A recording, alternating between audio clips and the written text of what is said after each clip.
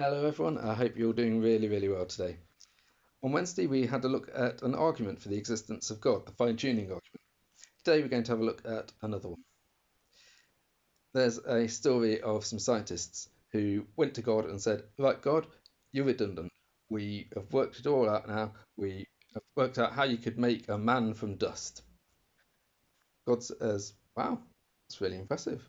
Yeah, can I see? So the scientists bend down, reach for some dust. At which point God butts in and says, "Hey, get your own dust." The cosmological argument, which we're looking at today, looks, if you like, at how the dust gets there. It goes back to the beginnings of beginning and looks at what's there when we get there. Now, there are two ways that we work things out, we reason things as humans. There's deductive reasoning and inductive reasoning. They're jargon terms, so apologies for that. But basically, deductive reasoning is working towards something, and inductive reasoning is working from something. So, inductive reasoning looks at our past experience and uses it to work out what's going to happen in the future. For example, I dip my hand in a bowl of water and my fingers get wet. I dip my hand in another bowl of water, my fingers get wet. I do this throughout my life, and every time I dip my hand in a bowl of water, my fingers get wet. So I infer from that past experience that next time I stick my hand in a bowl of water, it's going to get wet. It works for us for most things. It's how we do most of our reasoning. But the problem comes because it relies on our experience to draw the conclusions. So, for example, I see a swan, and it's white. I see another swan, and it's white. I see another swan, and it's white. I see another swan, and it's white. And so I presume, I infer that every swan is white. Of course, when I see a black swan, then I have to completely throw out that that line of reasoning and that conclusion and start from scratch. On the other hand, we've got deductive reasoning, which is working from premises to a conclusion. One of the most famous ones is all men are mortal, Socrates is a man, therefore Socrates is mortal. So we have these two statements that all men are mortal and that Socrates is a man. And then from those two premises, we can form a conclusion about Socrates. This line of reasoning is great when we're trying to work something out logically, but it really stands or falls on the strength of the premises. So, for example, if I said all swans are white, Jane is white, therefore Jane is a swan, that might not be right, possibly. Maybe Jane is a white poodle or a pigeon or anything else, a sheet of A4 paper that we've called Jane. Cosmological arguments are deductive in nature. They look at some premises and draw a conclusion about the universe. So this is how it goes. Premise one, everything that has a beginning is caused by something. Premises two, premise two rather, the universe has a beginning. So everything that has a beginning has a cause. The universe has a beginning. Conclusion, therefore, the universe has a cause. Now, that seems like a pretty good argument. Some people might want to push back um, against step one, that everything that has a beginning is caused to exist, by saying, well, what about quantum particles? They just pop into existence.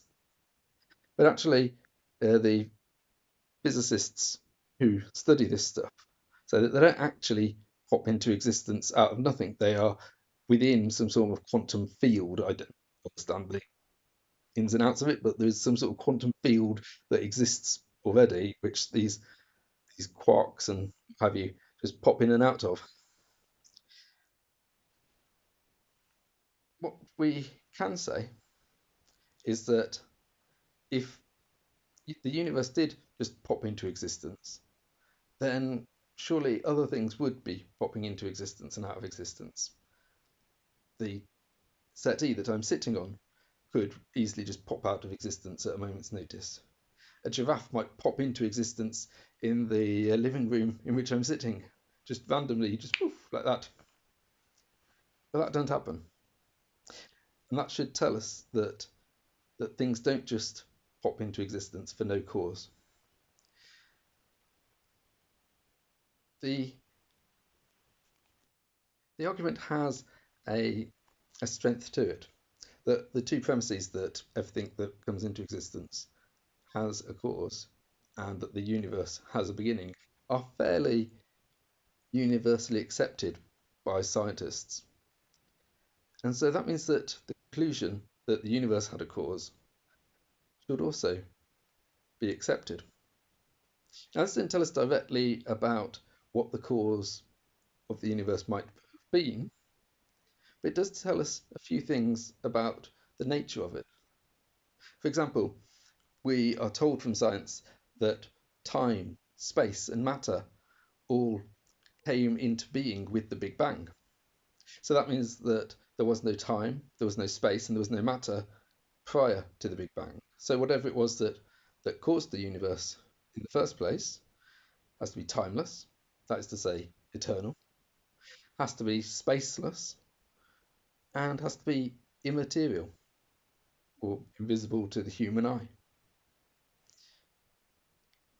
Those are qualities that have always traditionally been ascribed to God, a being that is eternal, that is spaceless, that is not confined to one space within the universe, that is not materially formed, except, of course, in the Christian tradition, that Jesus is this eternal, spaceless, immaterial being rooting himself in time and space and matter.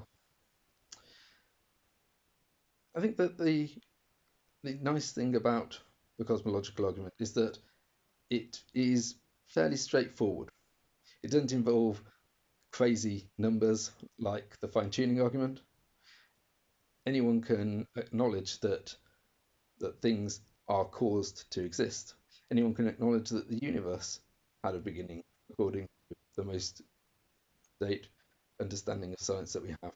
And so it flows naturally that there should be a creator cause of the universe.